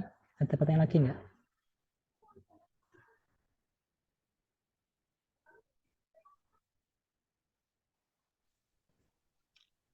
Pak, maaf boleh nanya? Iya, silakan Mas. Ya. Ini kalau untuk misalkan di pegawai tetap ya, di pegawai tetap tuh kalau yang misalkan kita statusnya masih kontrak gitu, itu masih masuknya pegawai tetap. Misalkan Iya. masih probation gitu, itu Nah, masuknya pegawai tetap, Pak. Nah, ini ya. Kita tadi lihat di definisi pegawai tetapnya tadi. Ya. Kalau gitu Pak, kalau misalkan saya nih masih probation itu dikurangin biaya jabatan tidak Pak? Atau ya itu Iya. Ini ya. masih Pegawai agak tetap. bingung gitu. Sama Nah. ini Pak, kalau misalkan di perusahaan saya gitu ada vendor lah, itu si vendornya itu masuknya ke pegawai tidak tetap atau bukan pegawai Pak? Nah, itu nanti ya. Itu Ya, Mas Pak. ya. Oke. Saya jelaskan. Nah, Baik. ini yang membedakan pegawai tetap dengan yang lainnya. Memang pegawai tetap itu nanti ada biaya jabatan dalam menghitung PPh pasal 21-nya. Pegawai tetap itu apa sih? Penjelasannya ini ya. Pegawai yang menerima atau memperoleh penghasilan dalam jumlah tertentu secara teratur. Nah, ini ya. Berdasarkan kontrak. Saya yakin yang magang itu ada kontraknya. Gitu Mas Ahnaf ya. Orang magang itu kan biasanya ada kontraknya ya. Maka kalau memang seperti itu, yang magang ini bisa masuk dalam kategori pegawai tetap. Nah, nanti dia tetap dapat biaya jabatan. Itu ya. Terus misalnya, Pak, misalnya ada vendor. Vendornya ini orang pribadi misalnya. Ya, vendornya orang pribadi, bukan CV, bukan PT atau yang lain. Orang pribadi juga vendor kita. Nah, bagaimana? Nah, tadi itu berarti dia masuk di pegawai tidak tetap atau bukan pegawai. Maksudnya gimana? Dia itu kan kerja kalau kita order aja, kalau ada event aja. Kalau nggak ada event ya nggak kita pakai seperti itu. Nah, tinggal dia dimasukkan di sini. Pegawai tetap atau bukan pegawai. Cara membedakan pegawai tetap dan bukan pegawai itu apa? Nah, bukan pegawai itu listnya ini. Kalau vendor tadi termasuk dalam list ini, dan dia bertindak atas nama pribadi dia, maka dia dimasukkan bukan pegawai. Gitu ya. Nah, tapi kalau misalnya dia tidak masuk dalam list ini, ya, maka dia masuk pegawai tidak tetap. Gitu Mas Ahnaf ya. Sampai sini paham Mas? Oh iya, baik Pak. Berarti kalau misalkan saya nih yang masih probation lah istilahnya, itu berarti Nah, nggak nggak dikurangi biaya jabatan sebesar 500.000 Pak? dikurangi Mas. Oh, dikurangi. Dikurangi. Pakai Untuk kontra ini, atau kontra ini tuh apa namanya agang tuh? kayak misalkan ini, biasanya kan awal-awal ada masa percobaan lah. Nah, ada Itu kontranya kan enggak itu? itu apa ya? Nggak, Ada kontraknya enggak? PKWT. Itu jatuhnya PKWT, Mas. PKWT Iya. ya? Saya lupa. Dulu Pokoknya ini saya pernah masih saya. percobaan Pak gitu. Itu berarti dikurangi Pak biaya jabatan. Iya, dikurangi. Ya, tergantung nanti. Kalau misalnya baru kontrak apa namanya 3 bulan di percobaan gitu, umumnya memang dikurangi biaya jabatan. Itu biasanya SPT-nya nanti LB, nggak apa-apa SPT tahunan. Ini saya sering menemukan hotel-hotel yang dulu waktu saya kerja penempatan di Lombok gitu ya, banyak sekali training gitu ya. Dicoba dulu 3 bulan, kalau bagus apa diperpanjang gitu Mas ya. Iya itu. Nah, itu tetap dia masukkan pegawai tidak tetap. Dia dapat bukti potong A1 nanti. Ya. Kata kuncinya tadi ini. Ini ya, berdasarkan kontrak dan teratur penghasilannya. Bedakan dengan kontrak sekali selesai dengan kontrak, tapi walaupun 3 bulan dia teratur dia. Nanti diperpanjang gitu ya. Boleh gitu ya. Jadi dalam kasusnya Mas Ahnaf tadi masuk pegawai tetap. Gitu ya.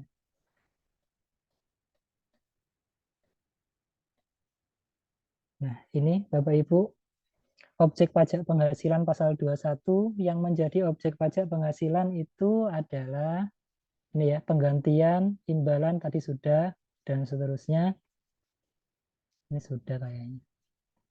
Nah, ini mengenai natura Bapak Ibu. Ini memang ada sedikit perbedaan dari undang-undang lama dengan undang-undang ketentuan baru, undang-undang HPP, Undang-Undang Nomor 7 Tahun 2021. Nah, natura atau kenikmatan itu secara umum dibagi menjadi ini. Nah, makanan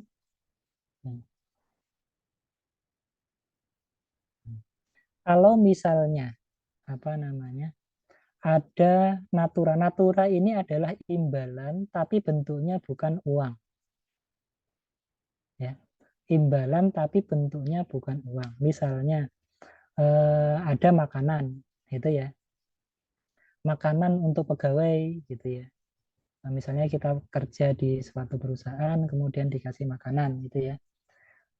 Nah, ini bukan merupakan objek PPh gitu ya. Bukan merupakan objek PPh. Dan atas biaya makanan itu bisa dikurangkan sebagai biaya oleh si perusahaan itu. Ada biaya makan pegawai. Karena ada biaya, maka nanti omsetnya berkurang. Omset berkurang nanti pajak penghasilan dari badannya, dari perusahaannya itu berkurang juga. Gitu ya. Nah, bagi pegawainya, Pak itu kan saya dapat ini, dapat makan tuh dari kantor, dapat berupa makanan minuman. Itu masuk penghasilan saya enggak? Enggak ya ini. Bukan merupakan objek pajak. Ya. Kecuali misalnya ada tunjangan lain. Misalnya ada tunjangan perumahan. Nah, kemudian ada tunjangan anak misalnya. Nah, itu maka masuk komponen penghasilan. Jadi nanti itu dimasukkan di komponen penghasilan, nanti bagian HRD-nya, bagian keuangannya itu menambahkan penghasilan tersebut ke komponen gaji. Jadi nanti ada gaji, ada tunjangan A, ada tunjangan B, ada tunjangan perumahan misalnya, tunjangan transportasi misalnya ditambahkan, nanti ketahuan brutonya berapa. Seperti itu ya.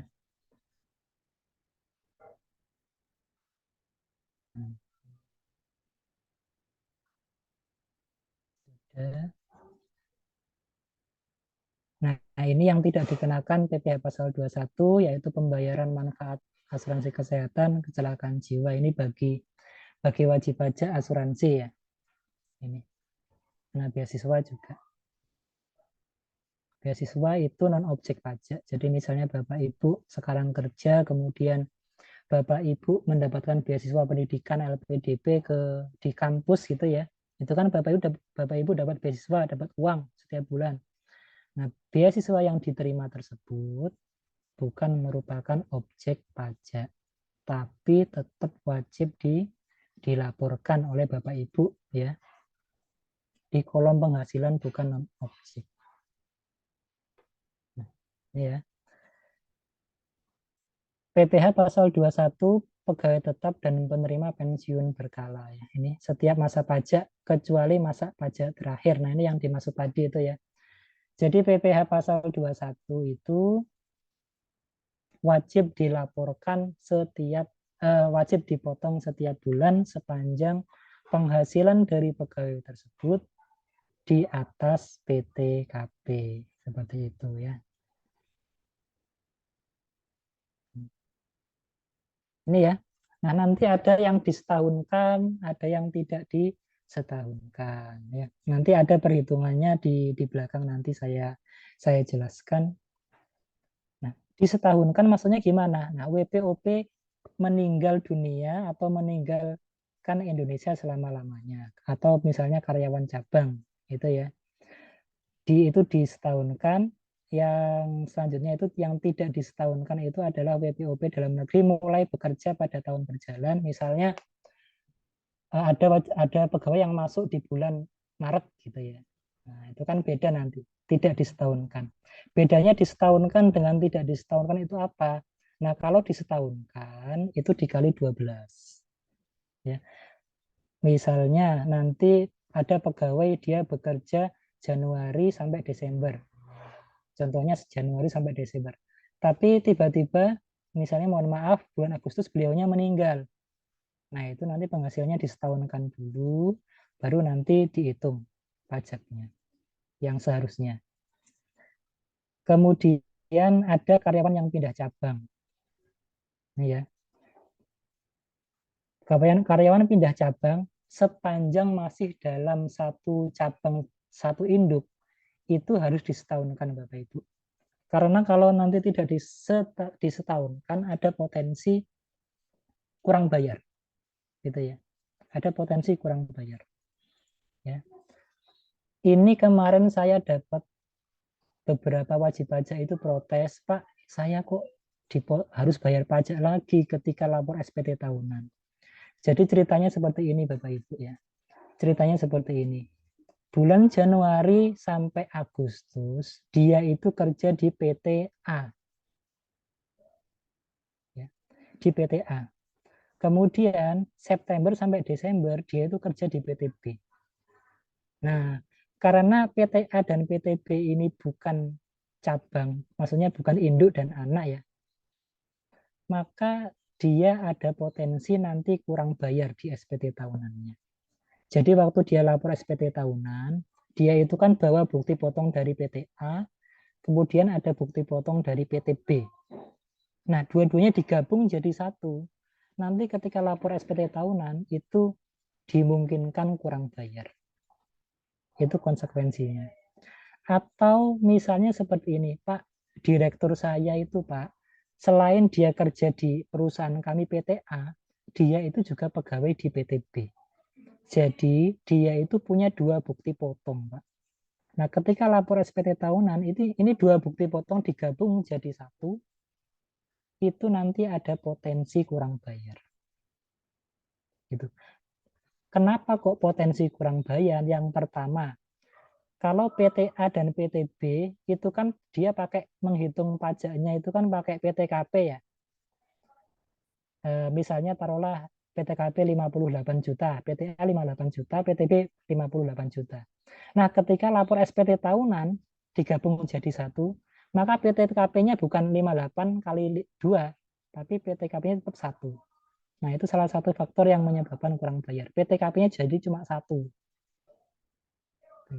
Nah, sebab yang lain nanti ada di level pendapatannya. Level pendapatannya itu naik. Nanti saya jelaskan di praktek nanti. Kemudian yang tidak disetahunkan maksudnya gimana? Yang tidak disetahunkan misalnya adalah wajib pajak bekerjanya mulai bulan Juli misalnya.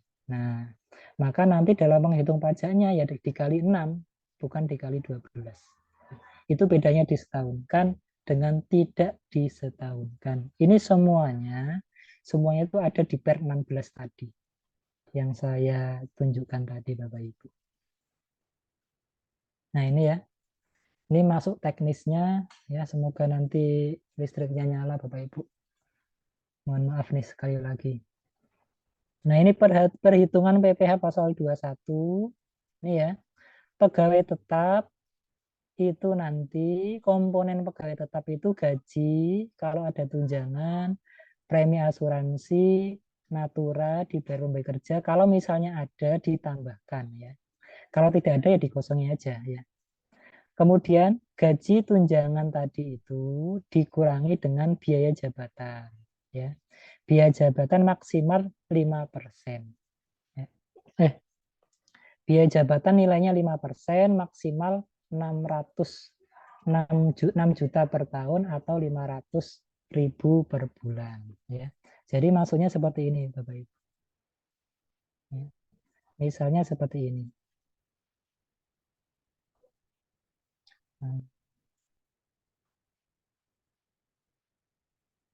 misalnya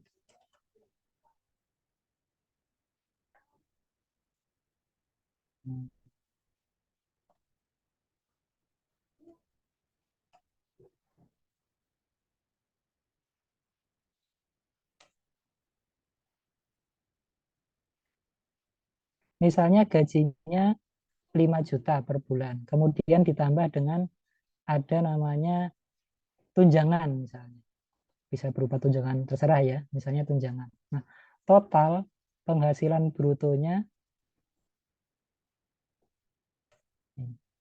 kelihatan Bapak Ibu ya?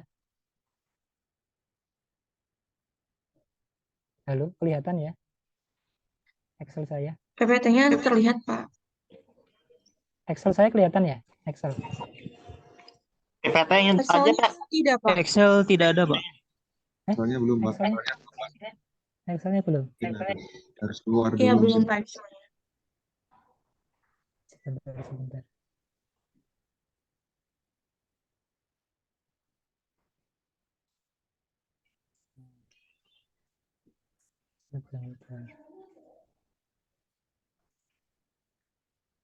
Oh iya, saya salah. Mohon maaf.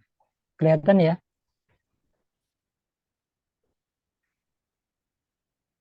Kelihatan Bapak Ibu ya? Belum muncul, Pak, di saya. Nah, sudah muncul, Pak. Udah ya? Udah ya? Misalnya seperti ini Bapak Ibu ya. Bapak Ibu ada pegawai gajinya 5 juta, kemudian ada tunjangannya 1 juta. Nah, penghasilan brutonya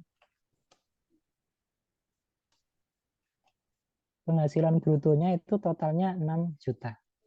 Nah, maka biaya jabatan itu 5% dari ini Bu, Bapak Ibu ya, 5% dari penghasilan bruto. Nah, ini 300.000. Ya, ini yang boleh dikurangkan 300.000, 5%-nya. Nah, kalau misalnya penghasilan gajinya taruhlah 15 juta per bulan. Nah, tunjangannya 1 juta, penghasilan brutonya 16 juta per bulan. maka biaya jabatannya itu kan 800.000. Nah, ini ketentuan yang dimaksud di sini. Maksimal 500.000. Jadi di sini biaya jabatannya itu tidak boleh 800 tapi 500.000. Nah, nih ya. Jadi dalam menghitung biaya jabatan tadi diperhatikan aturan seperti ini. Maksimal 500.000. Sampai di sini ada yang ditanyakan Bapak Ibu?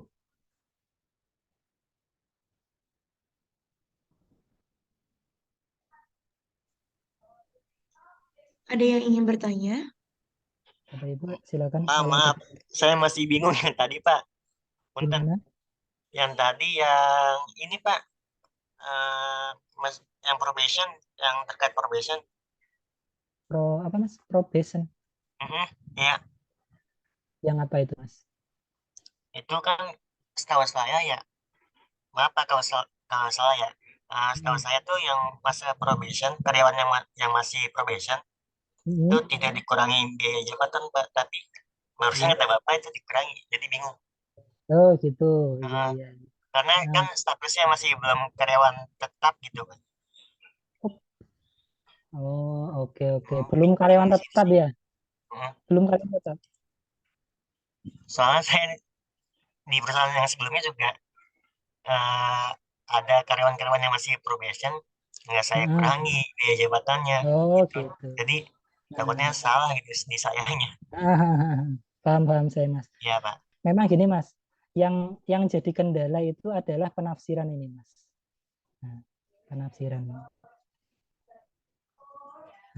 Penafsiran ini Mas. Mana tadi ya? Nah ini ya. Oke, tetap ini ya.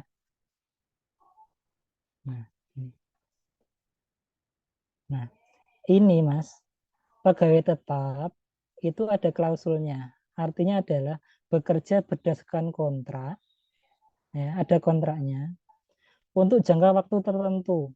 Nah, jangka waktu tertentunya ini tidak dijelaskan. Apakah dia 3 bulan, 4 bulan, 6 bulan. Pokoknya ada jangka waktu tertentu dan jumlahnya tertentu secara teratur. Nah, ini ya, ada 3 klausul. Berdasarkan kontrak, kemudian jangka waktu tertentu, nah jumlah penghasilannya jumlah tertentu secara teratur. Seperti itu. Nah, kalau dalam kasusnya Mas Ahnaf tadi, 3 klausul ini terpenuhi apa tidak?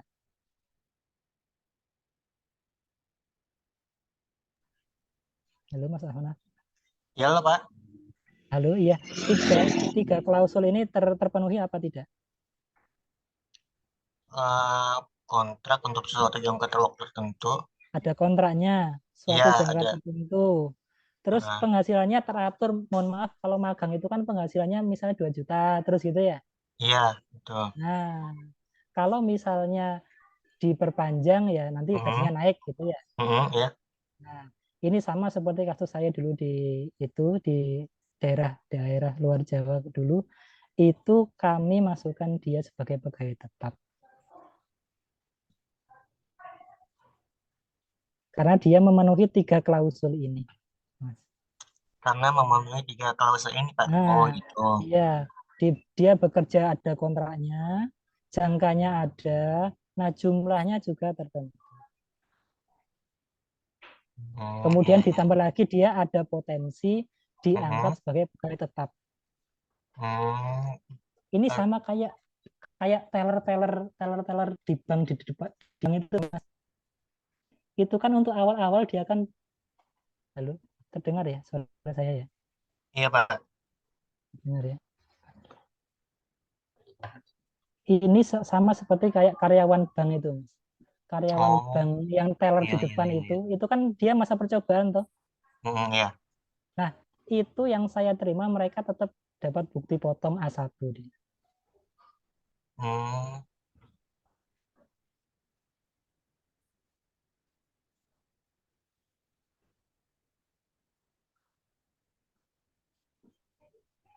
Itu Mas ya. Jadi konsekuensinya apa? Konsekuensinya adalah bagi Mas Ahnaf, Nanti kalau dia dianggap pegawai tetap, yang pertama dia ada di biaya jabatan, yang kedua Mas Ahnaf wajib terbitkan bukti potong A1 nanti di akhir periode. A1 Pak. Iya, A1 namanya. Oh iya. Bukti potong Tapi A1. Pak, walaupun si karyawan tersebut udah resign gitu, itu tetap dikasih A1 atau nggak usah dikasih juga nggak apa-apa? Nanti dikasih, tapi nilainya nihil. Hmm, Nanti nih, mohon maaf nih Mas Ahnaf ya, itu kan iya, penghasilannya di bawah PTKP ya, saya yakin ya, biasanya. iya. Mau Nah, kalau misalnya di bawah PTKP ya tidak diberikan apa namanya A1. bukti potong. Ya. Oh iya. Tapi kalau misalnya nanti tahunan diberikan, Hmm. walaupun itu tetap diberikan. Tetap Untuk diberikan. tahunan aja Pak, berarti yang Iya. diberikan ya? Nah, Oh nah, iya, baik. nanti isinya penghasilan biaya jabatan pajaknya 0. Nah, itu kasihkan mereka. Oke Pak, Gitu ya. makasih. Banyak kok teman-teman di bank itu yang dia masa training itu laporannya ya memang seperti itu, dia tetap mendapatkan bukti potong A1 dari pihak banknya. Sepanjang itu Mas Anam tadi ya memenuhi 3 klausul itu ya. Iya Itu Pak. Ya, baik. yang Mas Anam pegang itu tadi. 3 klausul ini.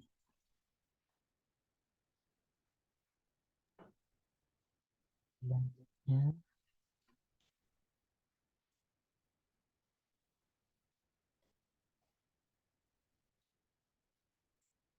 Oke, sampai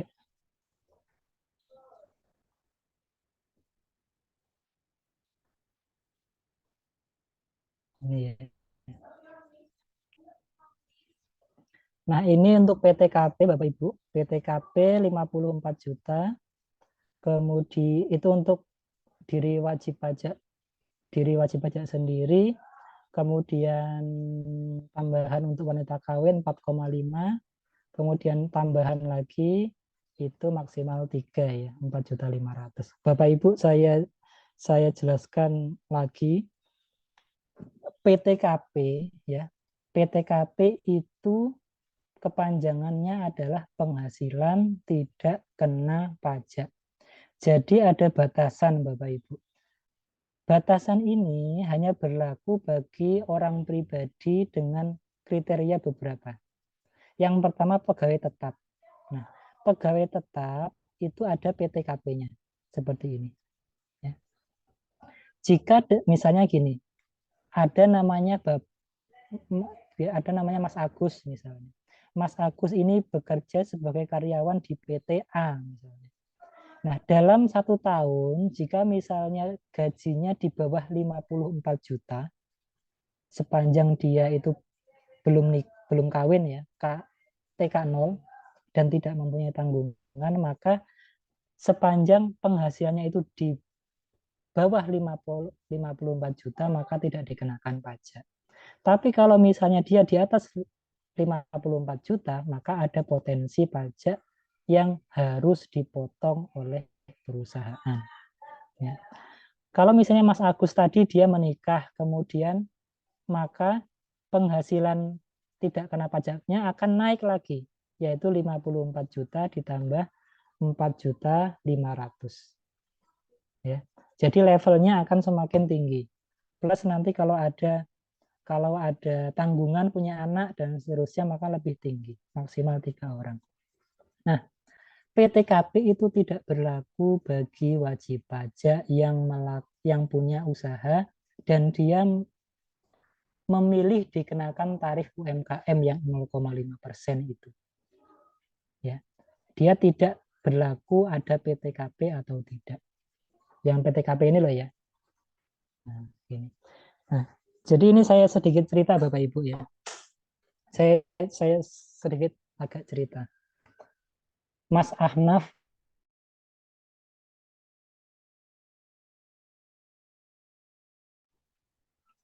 Pak, maaf suaranya tidak ada Pak. Suaranya tidak terdengar, Pak.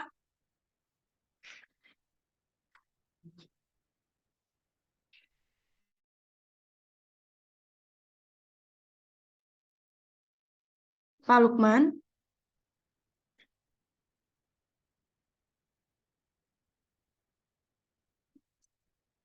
Mohon ditunggu sebentar ya, Kak. Oke, baik.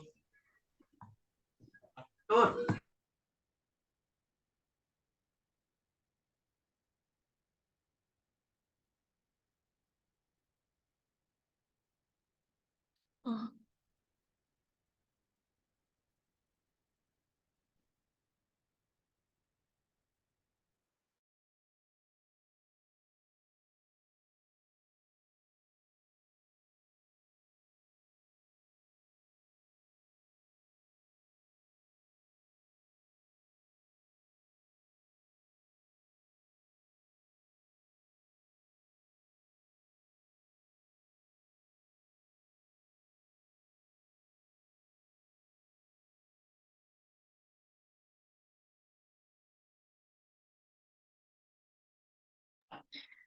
Harus ditunggu sebentar ya, Kak. Sepertinya sedang ada trouble kembali.